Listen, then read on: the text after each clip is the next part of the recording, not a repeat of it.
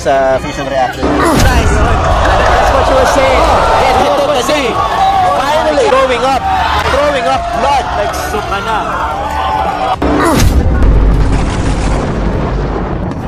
Isa sa inabangan ngayon ng mga boxing fans ang laban nitong si Christian The Bomb Araneta 28 taong gulang, may record na 24 na panalo, 2 talo at 19 na knockout na tubong Cebu City.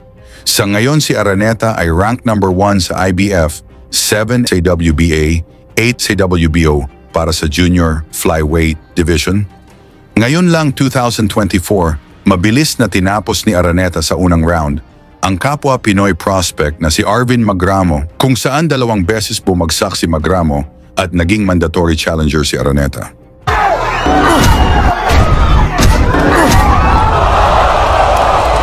Ngayong Disyembre 11, 2024, muling mababalik sa ring si Araneta, kung saan makatapat niya ang Thai champion na si Sanchay Yotbon na may 16 na panalo at 10 knockouts sa kanyang kartada. At hindi ito pwede kumpiyansaan dahil sanay na itong si Yotbon lumaban kontra sa mga Pinoy. Upang mas lalo tayong maliwanagan kung gaano ba kalakas itong si Araneta, panoorin natin kung paano pinabagsak at pinasukan ni Araneta ng dugo itong si Jakrahut Majunggoen ng Thailand, isang knockout artist na may record na 42 panalo at 3 natalo, 21 knockouts. Maliban sa kanyang impresibong record, si Majunggoen ay isa ring WBO Asian Silver at OPBF Super Flyweight Champion. Sa laban na naganap sa Hoops Dome sa Lapu-Lapu City, mabagal ang panimula ng laban kung saan nag-ingat ang 2 boxers na parehong may lakas ang mga suntok. Si Araneta ang nakan pink trunks habang black at red naman ang kay Majunggoen. Comeback fight, June pa yung huling laban niya last year.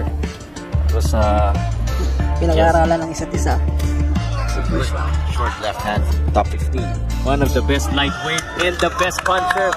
And you do that, almost stuck, di ba? Connected with that uppercut, having his way. Nagtay the ring, kala mo talagang matapang, mamong-mama, pero sa labas, mahihain to sobra. Dito sa ikalawang round, uminit na ang palitan ng suntok ng 2 boxers kung saan tumama ang mga malalakas na uppercut ng Pinoy.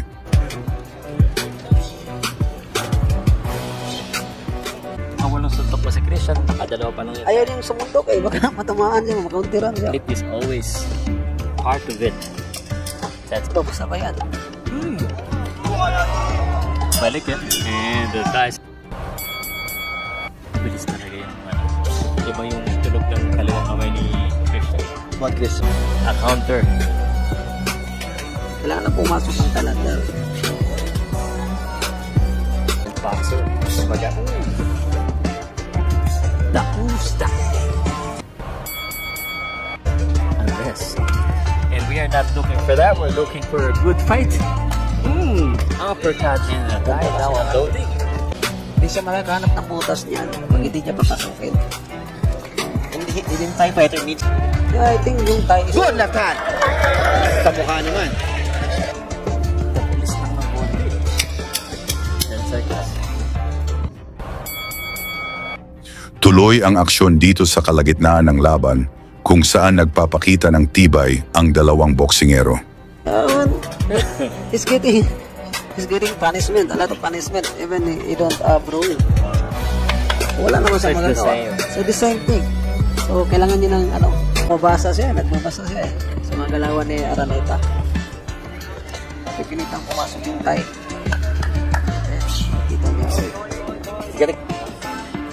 Pag pumapasok naman yung Thai, si Christian naman gumagamit ng lateral movement. Good right hook. Good. That one is not tapping. And lahat hindi walang kinapos. Laki ng pump.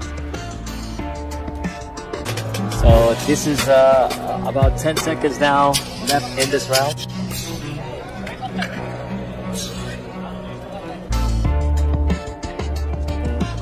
Hook sa left or overhand. Yeah, overhand. Hindi pa tayo nakakita.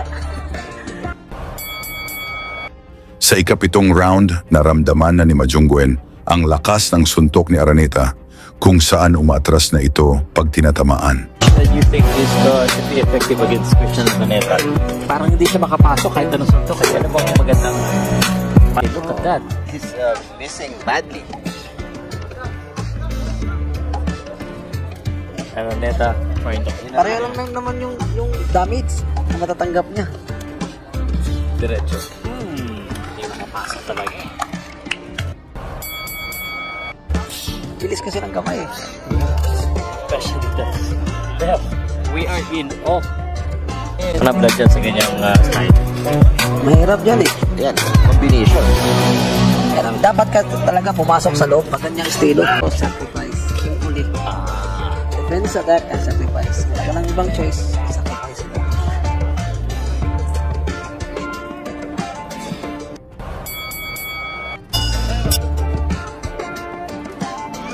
This is round number 9.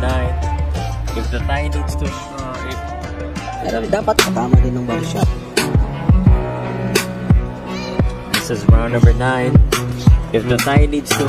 if Thai wants to win, he needs to make a move right now. Yeah, if tayo wants to win. Nagramahin siya eh. Parang masakit. Ang hirap pumasok pag yung chan mo. Binabala. Kanina pa yan ha. Binabala. Medyo nasasaktan siya. Nakikita mo sa facial reaction niya. Nice! That's what you were saying. Head hit to the knee. Finally! Sakyan. And I think he's throwing up. He's throwing up blood. Like suka na. Sa ikasyam na round mula sa suntok ni Araneta, bagsak ang Thai boxer at dahil sa lakas na pasuka na ito ng dugo at nakuha ng Pinoy ang knockout na panalo. Sa facial reaction. Nice! That's what you were saying. Head hit to the knee. Finally! Throwing up blood. Like suka na.